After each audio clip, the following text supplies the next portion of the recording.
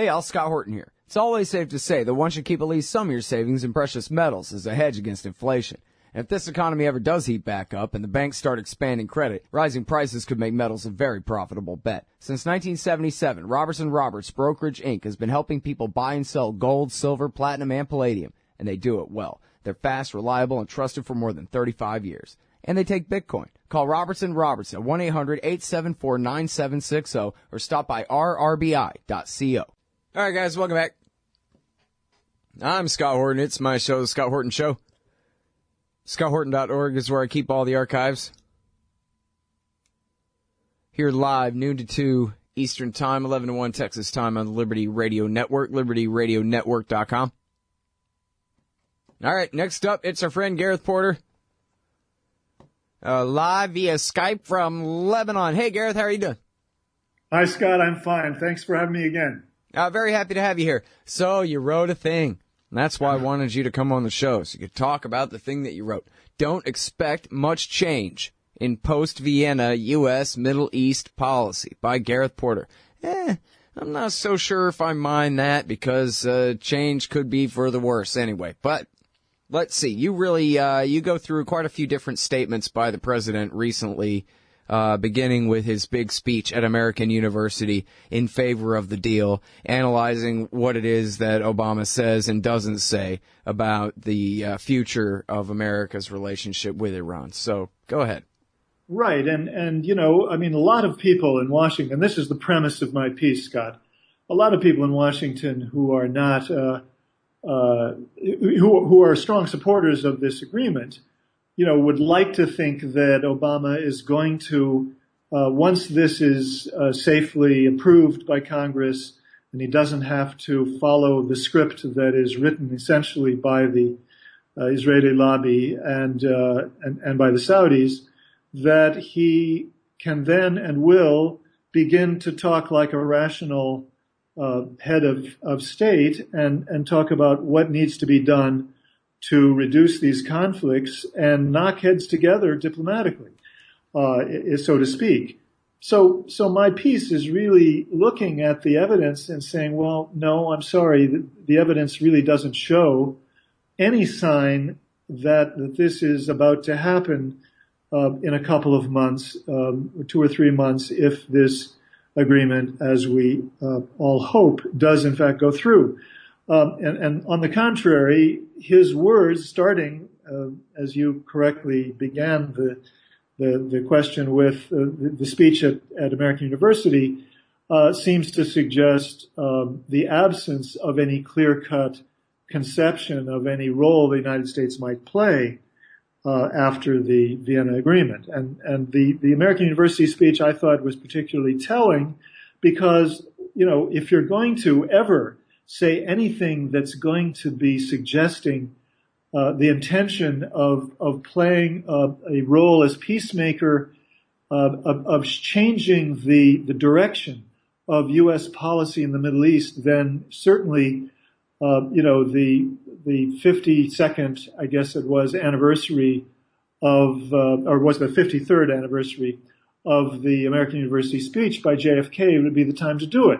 But as I read that speech, I find absolutely nothing suggesting that he has any thought of acting in the spirit of JFK's American University speech and its general central notion that it's time to move from confrontation to negotiation with the main foe, that's going to be applied to the Middle East.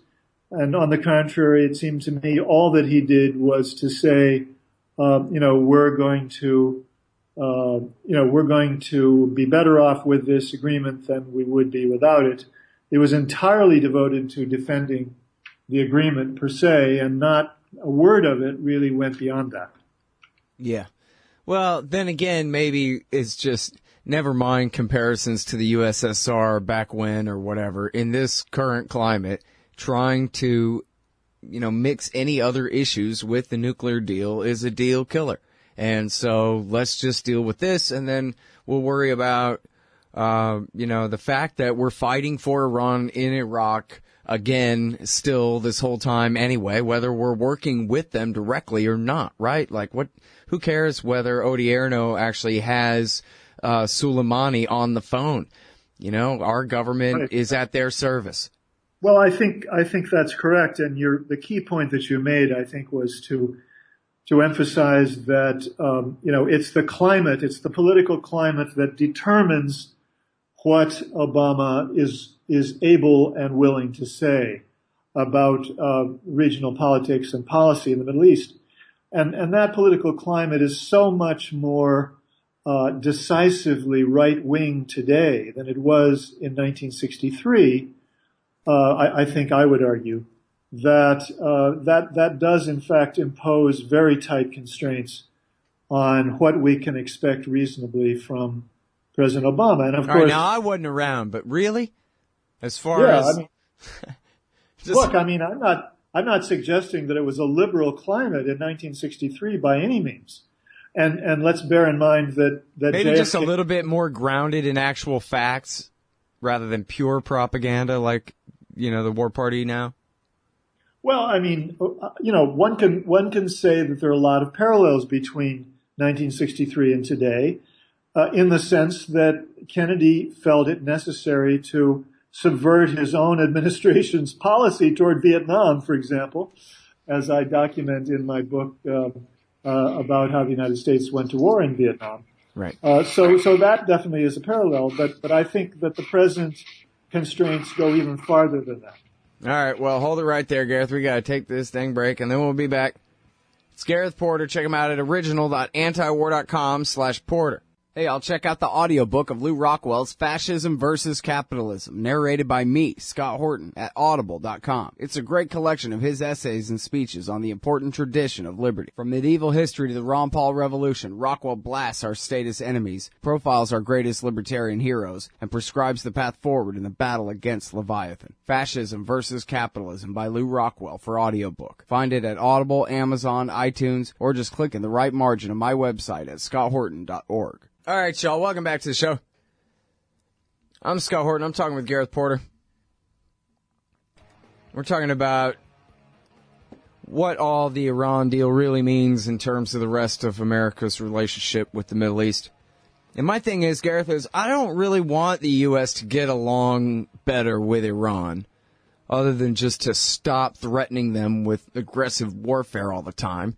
Stay within the NPT and we're cool. And in fact, even then, they got the right to withdraw from the NPT. What the hell do I care?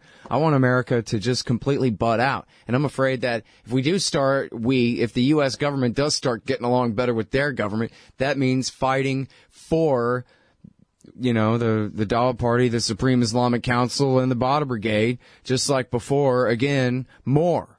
And in fact, probably in a way that'll just make the problem with the Islamic State worse if everything we do just plays directly into their narrative that it's the Americans, the Shiites, and the Jewish Israelis lined up against them, and that they're the American Christian, North American crusaders and whatever.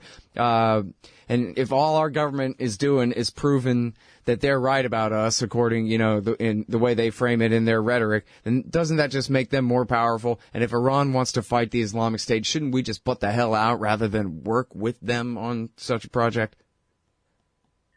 Well, frankly, I don't differ with you very much with regard to the issue of within Iraq of the U.S. cooperating militarily to defeat ISIS. I think that is a dangerous notion, dangerous situation. But I would just point out that the Middle East also involves Syria and Yemen and Lebanon, and that, in fact, what we're talking about here is a region-wide situation where the Saudis are on a rampage. They have a Sunni coalition of states that is in one fashion or another sort of going along with, if not actively, as in the case of Yemen, militarily participating in a war that is wrecking that country and carrying out a humanitarian disaster of massive proportions. So, I mean, I think we're talking here about a situation in the Middle East which, demands a diplomacy that does not have to do with military cooperation at all, but rather is the opposite. It has to do with the United States playing the role of saying, look, Iran and Saudi Arabia, it's time to cut out the bullshit, pardon the expression, and sit down and get this done.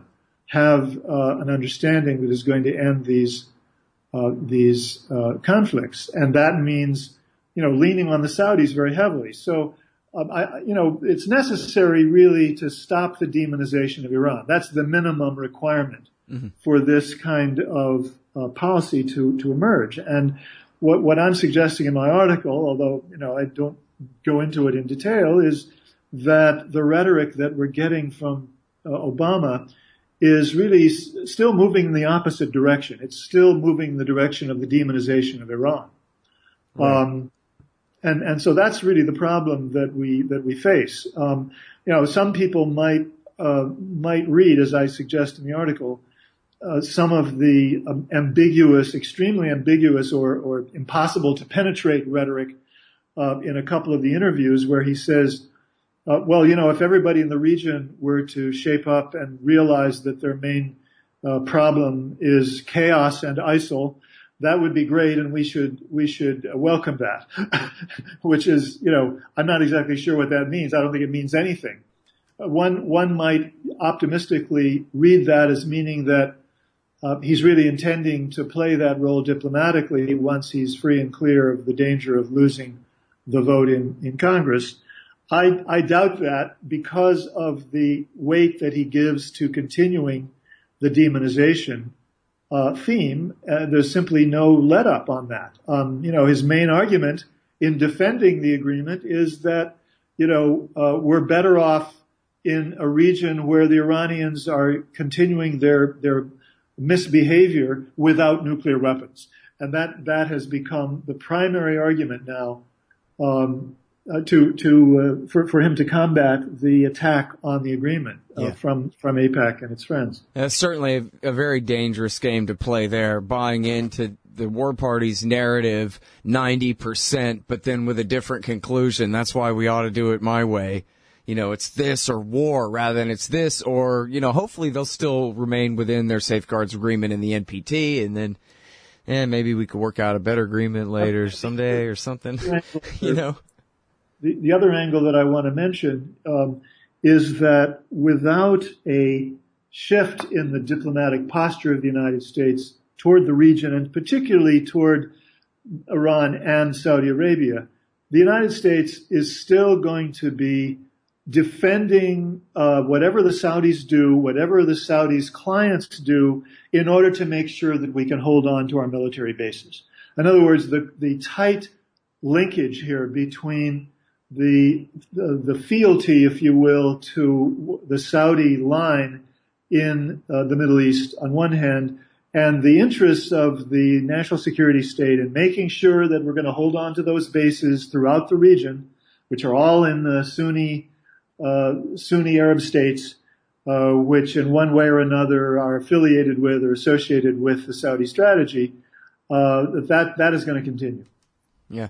Hey, by the way, and I'm sorry because I don't think you've written about this or anything, and I don't know whether you know, but I hope you do. The last good thing that I read about America's role in the Yemen war was in the Wall Street Journal like 6 weeks ago or something, saying more or less that, America's running the thing. It's our, they don't say our planes and ships, but they say it's our spies picking the targets, and our officers are the command and control. They're the air traffic control for the Saudi coalition, which does include a lot of different countries have sent bombers to go and help them in their war over there. But can you tell me to what degree Obama owns that war? The U.S., the DOD owns that war over there? Absolutely. There's no question about it. This has become not an American war per se, but a war that the United States is up to its neck involved in and supports, has said nothing up to now has not said one word to indicate that it frowns upon, is worried about, or intends to pull the plug on this terrible war that the Saudis are waging in Yemen. Mm-hmm. So, I think that is part of the price that Obama is prepared to pay to maintain the close alliance with the Saudis. That's really where the rubber hits the road. Is he going to be willing to put real distance between himself and the Saudis in order to have an independent diplomatic posture in the region? So far, no sign of it. Yeah. And by the way, here it is. It's in the Washington Post today. And parts of Yemen, rebels have lost control. No one else has it yet. Al-Qaeda. Yeah. Right, exactly. I mean, there's no question Al-Qaeda's taking advantage. Nobody's really doubting that. Nobody's expressing the slightest doubt. Yeah, no, I mean, you can read it right here. All right, thanks. Yeah. We're over time. Got to go. Thanks, Gareth Porter, everybody. Manufactured Crisis is the book. Appreciate it. Thank you, Scott. Hey, all Scott here. If you're like me, you need coffee. Lots of it. And you probably prefer it tastes good, too. Well, let me tell you about Darren's Coffee Company at darrenscoffee.com. Darren Marion is a natural entrepreneur who decided to leave his corporate job and strike out on his own, making great coffee. And Darren's Coffee is now delivering right to your door. Darren gets his beans direct from farmers around the world. All specialty, premium grade with no filler. Hey, the man just wants everyone to have a chance to taste this great coffee. darrenscoffee.com. Use promo code Scott and you get free shipping. darrenscoffee.com. Don't you get sick of the Israel lobby trying to get us into more wars in the Middle East? Or always abusing Palestinians with your tax dollars? It once seemed like the lobby would always have full-spectrum dominance on the foreign policy discussion in D.C. But those days are over.